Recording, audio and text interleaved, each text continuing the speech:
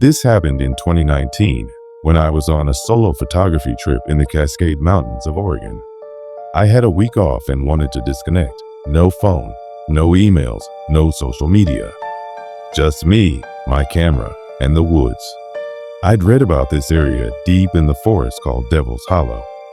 It wasn't on most maps, but old hikers' blogs mentioned it. Apparently, the name came from local folklore, a place where people heard bells in the night but never saw anyone. I figured it was just a weird echo effect or something. But the truth is, I didn't care about the stories. I just wanted foggy trees, quiet, and untouched landscapes. I drove 5 hours from Portland, then another hour on a gravel road until it turned to dirt. There was no proper trailhead, just a rusted sign that read, "No trespassing, danger, structurally unsafe area." It was barely hanging on the last nail. I parked my car off the road, grabbed my gear, and started walking. The forest was dense, almost claustrophobic in some parts. Ferns brushed against my legs. Tree trunks twisted unnaturally. It felt ancient. I had about 2 days worth of supplies, my tent, camera gear, and a satellite GPS. I followed coordinates I'd pulled from a forum where someone had posted pictures of Devil's Hollow back in 2012. That was the last record I could find of anyone going there. After almost 5 hours of navigating rugged, uneven terrain, I finally found a clearing that opened up suddenly like a natural amphitheater. Fog covered low to the ground. At the far end of the clearing was what looked like an abandoned wooden structure raised on stilts. Maybe it was an old ranger outpost or a weather station. The whole place felt wrong, but also beautiful in a haunting kind of way. I took pictures for a while of the crooked trees, the thick mist, the dark sky above. Eventually, I pitched my tent near the edge of the clearing, close enough to the structure, but not under it. I made a small fire, cooked a meal, and then just sat, listening. That's when I heard it. The bell. It wasn't loud. It was faint, like a wind chime from far away. Soft, but intentional. I assumed it was some leftover piece of the building swaying in the breeze. But the air was completely still. I turned off my flashlight to listen more clearly, and I swear, for a few seconds, it wasn't just one bell. It was multiple, hanging, ringing, but not randomly, almost like a rhythm. I went to check the structure. It looked unstable, wood rotted, beams split, stairs cracked. I didn't climb up, but I shined my flashlight beneath it. There was nothing. No bells, no metal, no wires. Nothing that could make that sound. Still, I figured it was my mind playing tricks on me after a long hike. I went back to my tent and got inside. That night, I barely slept. Around 2 a.m., I woke up to the faint sound of footsteps on the grass. Slow, deliberate, not an animal, too heavy. Then the bells again. Closer. I didn't move. I barely breathed. My tent wall shifted slightly, as if someone brushed past it. Then a voice. A whisper. Right outside. You hear them too. I froze. The voice was low, hoarse male, and close. Way too close. I didn't reply. I didn't dare unzip the tent. I just stayed still, hoping I was dreaming or imagining it. I must have fallen asleep at some point, because the next thing I remember was morning light seeping through the tent fabric. I unzipped the door slowly. Nobody was there. But on the clearing floor, right outside my tent, was a single, old-fashioned brass bell. It wasn't there yesterday. I would have seen it. I didn't touch it, just stared at it for a while. Eventually, I packed up everything quickly, way earlier than planned. Before leaving, I decided to take one last shot of the structure in the daylight. I walked around it and noticed something I hadn't seen before.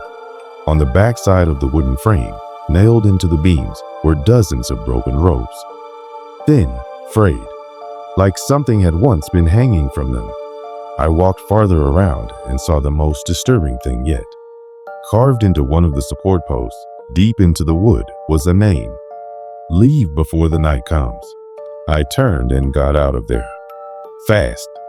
The walk back felt longer. I kept hearing distant noise behind me, cracking twigs, movement, but every time I turned around, there was nothing.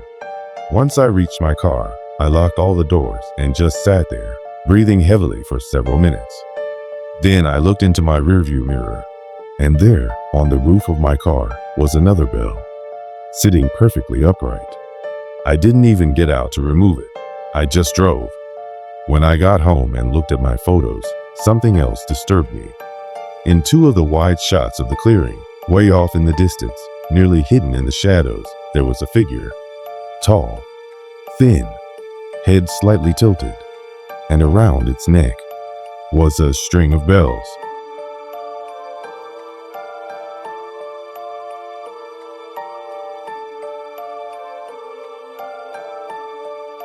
The next morning, Clara called in sick. There was no way she could show up at the gallery after what she had seen. Sleep had barely visited her, and when it did, it brought with it violent dreams, her own face melting in the mirror, a man standing just behind her reflection, but gone when she turned around. Always watching, always waiting. She sat at the kitchen table, nursing black coffee, staring into the window's reflection like it might betray her again.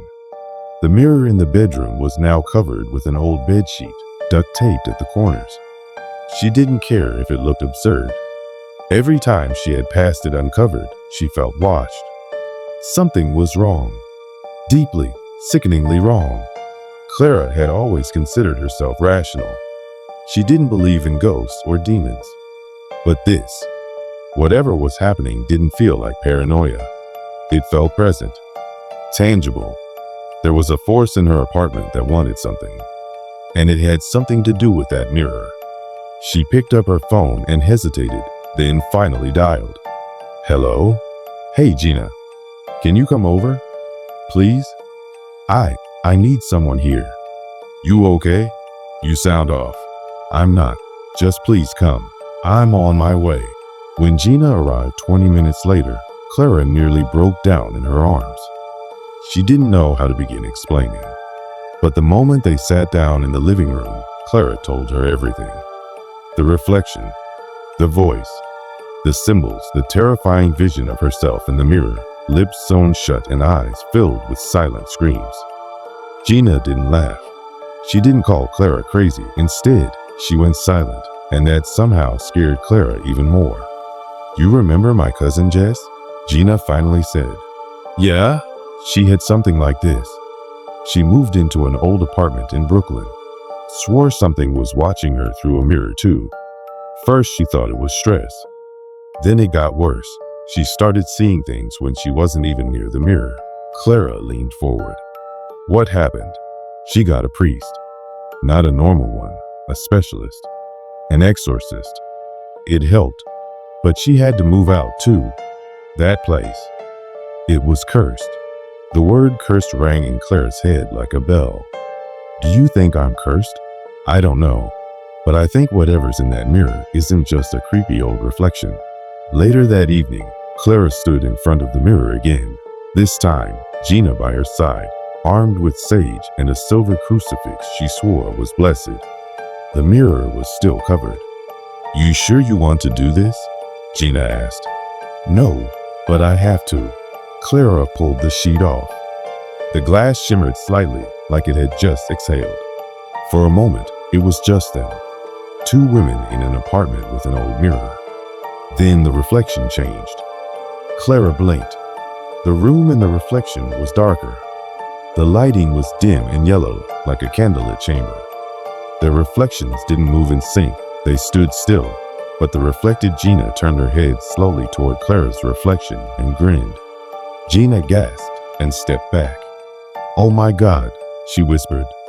Clara couldn't move. Her eyes were locked on her own reflection, her other self.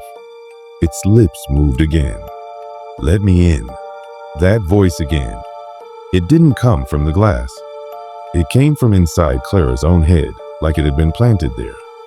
The mirror began to vibrate slightly. Then the reflection reached forward, toward the inside of the mirror, and pressed a pale, veiny hand against the other side of the glass. Clara felt cold air rush through the room, like all the warmth had been sucked out. Gina threw the sage onto a plate and lit it, chanting softly. Her hands trembled, but she kept her voice steady. In no mind patris, et fili, et spiritus sancti. Smoke billowed toward the mirror. The reflection flinched. The version of Clara in the glass recoiled, hissing. The moment the flame reached the base of the mirror, a crack echoed through the room. A jagged line tore across the glass like a bolt of lightning. And then, silence. The reflection froze. It was just a mirror again. They both stood in stunned silence, breathing heavily. Clara sank to the floor, sobbing. But that night, the piece was a lie. At 3:07 a.m., Clara woke to the sound of whispering. The mirror had cracked fully now, splitting her reflection in two. But something moved behind the broken glass. A flicker of shadow, a sliver of something alive. She walked toward it like she was hypnotized. The room around her fell into silence. No hum of electricity, no street noise, not even the ticking of her wall clock. The reflection smiled. Closer, it whispered, and she obeyed. A sharp clang sounded from behind her. She spun around. Gina was in the doorway, pale and wide-eyed. Clara, don't. Clara turned back to the mirror. But now her reflection was different again, taller, thinner, with pitch-black eyes and a hollowed face. It reached out, its hand somehow halfway through the mirror's surface. Clara screamed. Gina ran forward and shoved Clara out of the way. The hand retreated. The mirror exploded outward, glass flying in every direction. One shard sliced across Gina's arm. She didn't even flinch. The apartment lights flickered back on, and the mirror was gone, shattered into hundreds of pieces. They swept it up, bandaged Gina's arm, and sat in silence until morning. I don't know what the hell that was, Gina muttered, staring at the empty wall where the mirror once stood. I think it wanted me, Clara whispered. Then it didn't get what it wanted, but Clara wasn't sure. Because that night, after Gina left, she found something under her bed, a single shard of mirror glass. And in it, she saw her own eyes staring back. Only this one blinked on its own.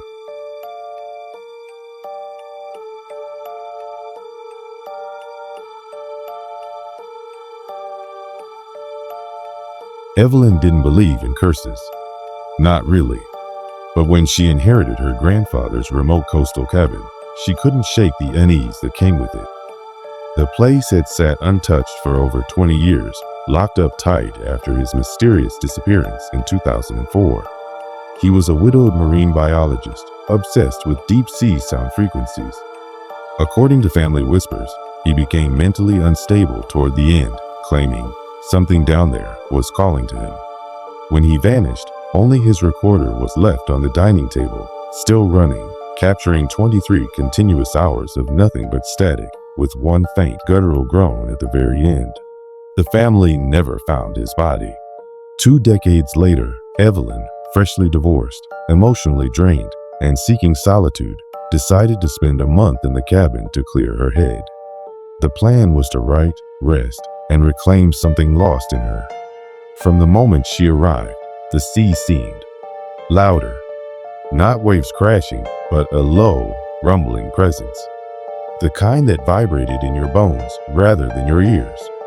The cabin was simple, its walls lined with maps, nautical books, and shelves of labeled cassette tapes.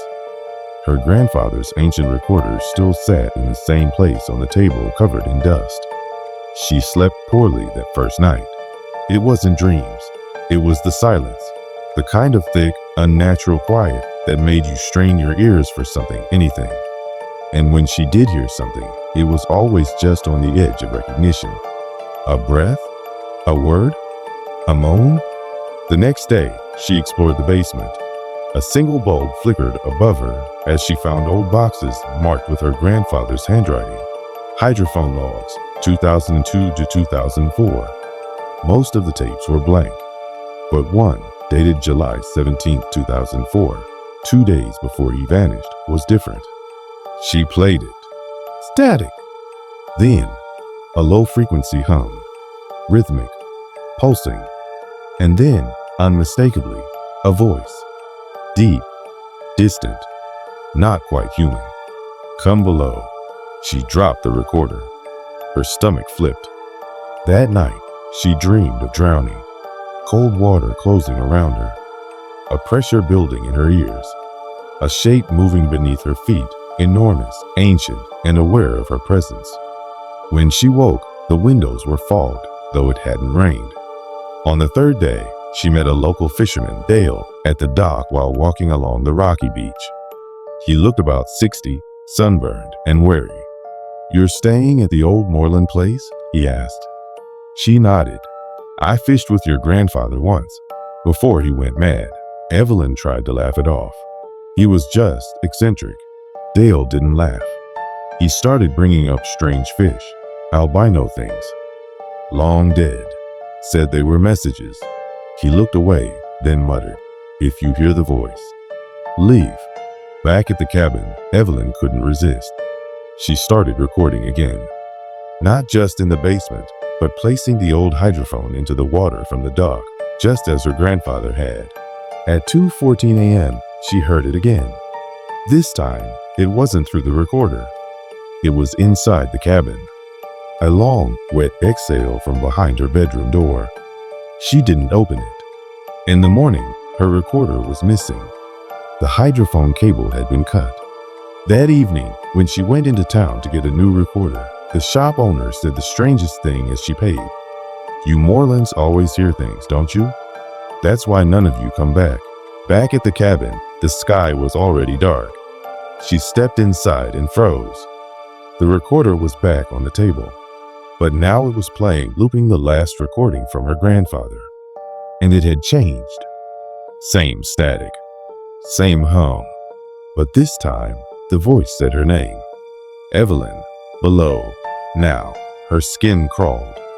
She backed away, heart pounding, eyes scanning the walls, the floors, the windows. And then the basement door opened on its own, slow and creaking. She grabbed her flashlight and descended. Halfway down, the light flickered out. The sound was stronger here, that same pulsing frequency, vibrating in the foundation of the house. There was water pooling on the concrete. The pipes were groaning, but something about the groaning wasn't mechanical. It sounded alive. She reached the bottom. In the far corner, a section of wall was open, not removed, melted, as if the stone had softened and oozed away. Beyond was a tunnel, narrow, descending, damp. Her breath caught. That was not part of the cabin. Still, she stepped inside. The tunnel went deeper than it should have. Each step felt heavier, as though the very air was pressing down on her. The further she went, the louder the hum became, now a chorus of underwater howls and moans. At the end, she found a chamber, circular, carved into the rock. In the center was a pit filled with black, shifting water, and around the edges, tapes, hundreds of them, each one labeled with her grandfather's handwriting. One was still spinning, and on the floor beside the water was his boot and a hand. Before she could run, the water rippled. A figure began to emerge, tall, dripping, skin like stretched wax, face distorted by pressure and time. It was her grandfather, or something wearing him. It smiled and spoke without moving its lips. "You came. You heard. You're ready." Evelyn turned and ran. But the tunnel had changed. The walls moved like gills, pulsing, narrowing. When she finally burst into the basement, her ears were bleeding. The door slammed shut behind her. She fled the cabin and drove until her tank was empty. She never went back. 2 weeks later, police arrived to investigate after her report. The cabin was empty. No tapes. No tunnel. Just one cassette recorder sitting on the table. It played static. And then, faintly, a voice. "Next one. Come below."